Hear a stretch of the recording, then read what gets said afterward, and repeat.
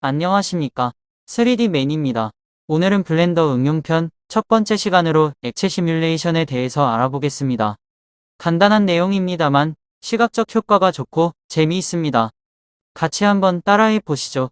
이제 블렌더 초기 화면으로 왔습니다.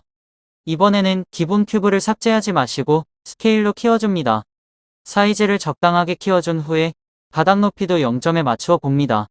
이 큐브의 크기나 높이는 꼭 이렇게 하지 않으셔도 되니까 편하신 스타일대로 하시면 되겠습니다. 그 다음에 큐브의 내부가 잘 보일 수 있도록 엑스레이 뷰로 설정해줍니다. 액체로 만들어줄 오브젝트를 하나 추가합니다. 우리는 공 모양의 스피어 오브젝트를 추가해 보겠습니다. 사이즈도 반으로 줄이고 약간 위로 올려줍니다. 지금부터 여기에 있는 각각의 오브젝트의 물리적인 역할을 지정해 보겠습니다. 우선 여기에 큐브를 선택해주고 블렌더 피직스 탭으로 이동합니다. 플루이드를 선택하시고요. 타입은 도메인을 선택해 주십니다. 도메인 타입은 리퀴드를 선택해 주시고요. 레졸루션 디비전은 우선 32로 놔두시면 되겠습니다. 이제 다음으로 스피어 오브젝트를 선택해 줍니다. 타입은 플루이드로 선택해 주십니다. 그러면 플루이드 타입을 선택할 수 있는 버튼이 나오는데요. 플루이드 타입은 플로우로 선택해 주십니다. 그러면 플로우 타입을 선택할 수 있는 버튼이 나오는데요. 리퀴드를 선택해 주시고요. 그 아래에 플로우의 움직임을 결정해주는 플로우 비헤이비어라는 중요한 버튼이 있습니다.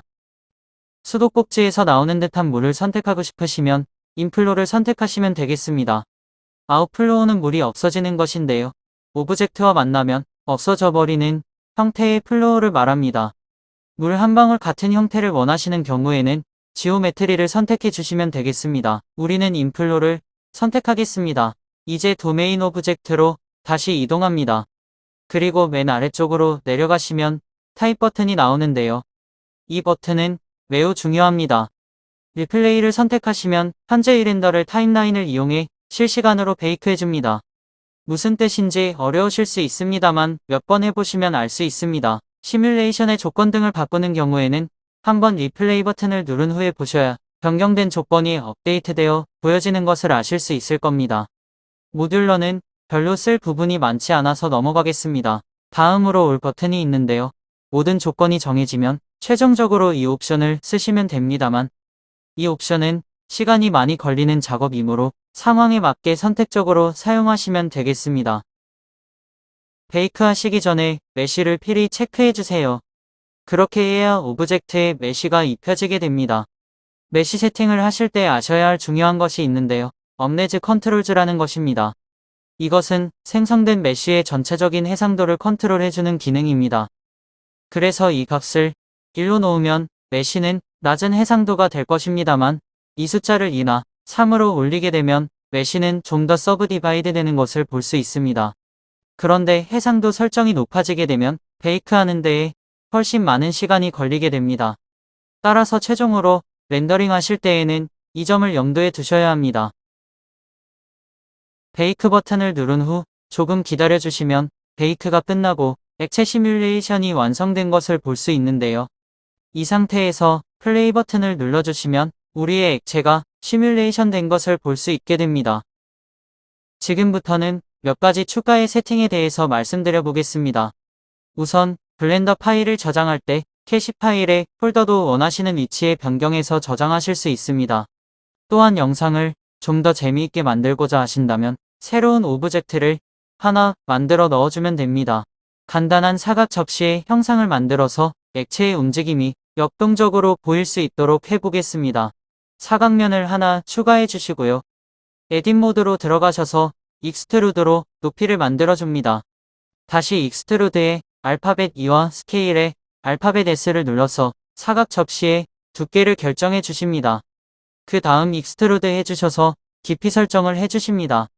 그리고 스케일로 윗부분을 조금 넓게 해주시면 완성입니다. 이제 오브젝트 모드로 돌아온 후 숨겨놓았던 도메인 큐브와 스피어 오브젝트를 불러옵니다. 이 사각 접시를 액체가 흐르는 통로 안에 놓습니다.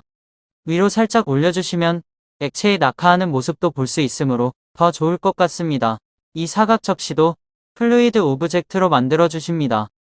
이번에는 타입을 이펙터로 선택해 줍니다. 다음에 이펙터 타입을 콜리전으로 선택해 주시면 준비가 완성됩니다. 이제 도메인으로 돌아가서 리플레이 버튼을 다시 눌러서 플레이를 해봅니다. 이제 액체가 사각 접시에 담긴 후에 넘쳐 흐르는 것을 볼 수 있습니다. 몇 가지 더 유용한 세팅으로는 보더 콜리전이 있습니다.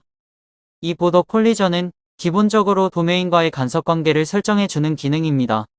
그래서 예를 들어 아래쪽에 있는 보텀 옆에 체크박스를 클릭해서 체크 표시를 없애주시면 액체가 바닥에 닿음과 동시에 사라지게 됩니다.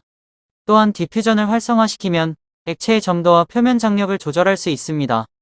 이쪽에 있는 세팅에 보시면 몇 가지 디폴트 설정들이 있습니다.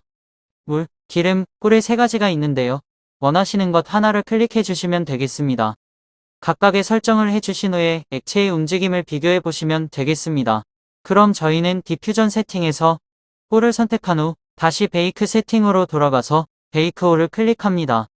이번에는 레졸루션 디비전을 64로 설정해 보겠습니다. 플레이를 클릭해서 보게 되면 이번에는 액체가 약간 꿀처럼 점성이 높아져 보이는 것을 알 수 있습니다. 마지막으로 액체 시뮬레이션을 빠르게 해보고 싶으신 경우에 쓸 수 있는 방법입니다. 우선 공 같은 아무 오브젝트를 하나 추가해 주시고 F3 키를 누르신 후 퀵 리퀴드를 타이핑해 주십니다. 그러면 블렌더는 자동으로 도메인 오브젝트를 만들어 줍니다. 그리고 선택하신 오브젝트는 액체 오브젝트로 변하게 됩니다. 또한 액체 오브젝트의 기본 재질도 적용시켜 줍니다.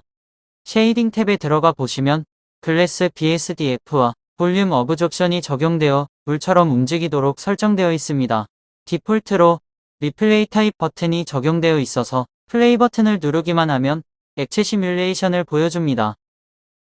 그리고 여기 피직스 탭으로 가서 메쉬를 활성화시켜주고 처음으로 다시 가서 보면 우리의 액체 시뮬레이션을 이렇게 볼 수가 있고요.